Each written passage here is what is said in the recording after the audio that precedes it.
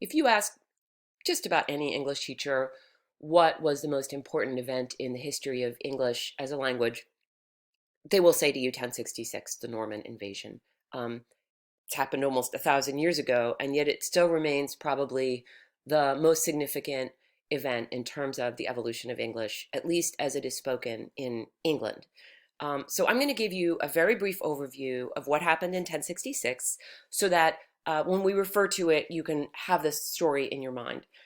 It's called the Norman invasion, and when they said Normans, they were referring to people who lived in Normandy. And Normandy is like the northernmost part of France, which was repeatedly invaded by Vikings.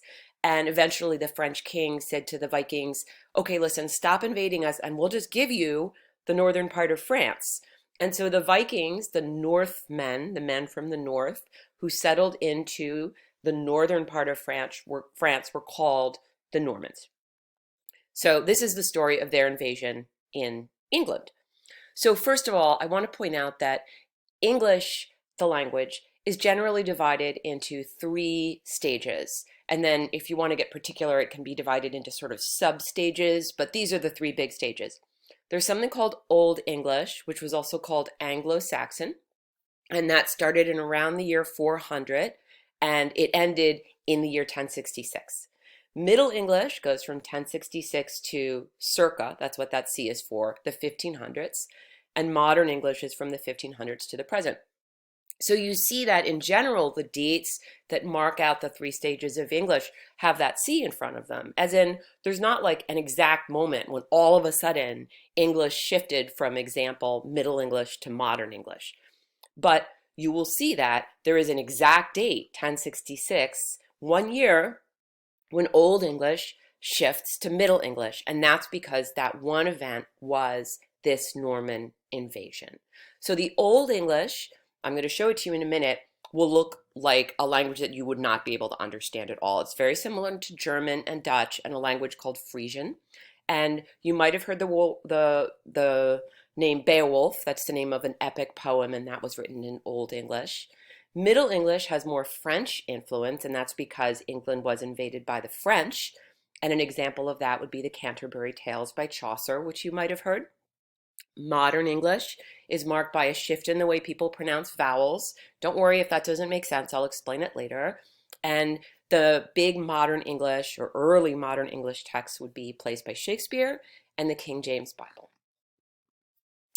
So here's an example of Middle English, and you're going to look at this and say, I have no idea what this says, but I bet that if you looked closely at the words, you could figure it out. Our Father that art in heavenis. Our Father, thou art in heaven, hallowed be thee name, be thy name. So you can sort of figure out by just sort of sounding out the words that this is the Lord's Prayer. Thy kingdom come, thy will be done in earth as in heaven, right? We're going to keep moving, but I hope that you can see that with a little bit of effort, you can sort of maybe kind of get a sense of what this says. Now, here's the same Lord's Prayer in Old English. I'm not even going to try to say it, but if I showed you this, you would not be able to say, oh, I think that looks like the Old English version of the Lord's Prayer. Here, yeah, you can kind of figure it out. Here, no, definitely not. And that's a major shift to go from something that we cannot understand at all because it's Germanic or Anglo-Saxon English, Old English, to what it became after the Norman invasion when it had this French influence and it becomes a little bit something that we can understand. So here's the story. There was a king in England, his name was Edward the Confessor, and he died without children, which was a real problem because usually the eldest son would become the next king. Apparently on his deathbed, so on January 5th, he said to Harold Godwinson, okay, you can be the king of England when I die. So on the January 6th, the day after Edward the Confessor dies, Harold is crowned king. Meanwhile, there are these two other guys, Harold Hardrada and Tostig, and they both, we won't go too far into them, but they both think, no, I should be king. So they both invade England and they fight battles against Harold Godwinson, but Harold Godwinson manages to defeat them. Meanwhile, In Normandy, remember that's the northern part of France, William, who's the Duke of Normandy, who's later called William the Conqueror, and by some William the Bastard, um, he says that when he and King Edward were young, King Edward said to him, "If I die without a child, you can be King of England." So when William, Duke of Normandy, finds out that Harold Godwinson is crowned king, he is extremely angry. He builds up an army and he invades England. And he fights he fights Harold Godwinson, and Harold Godwinson is killed in battle, and William becomes the King of England. William's language was French, and in fact, he probably never even bothered to learn the Anglo-Saxon English that people in England spoke. He came in, he wiped out all of the dukes and the nobles and the leaders of the society. They just all got killed, and he ruled over the English-speaking Anglo-Saxon people. So as a result, there's this huge change that happens very rapidly in England.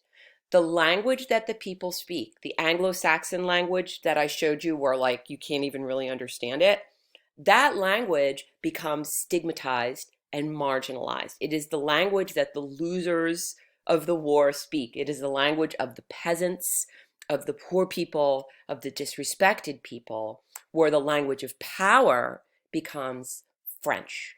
So all of a sudden, if you wanted to speak to anyone who was important or be anyone who was important, you needed to learn French. The reason why this is important for our class is because we need to remember that English was not always the language that we think of now. We think of English now as a language of power, as a language that is correct and superior, or all that crap that we've been talking about in class. Whereas we might think of Black English or African American English as a stigmatized language, as a language that is disrespected and looked down upon because it's spoken by people who have less power because of structural racism and white supremacy culture. But hopefully you can see that there's this moment in England where the language spoken by the English has a similar status. It is not respected, it is stigmatized, and it is seen as a signal that you are less than.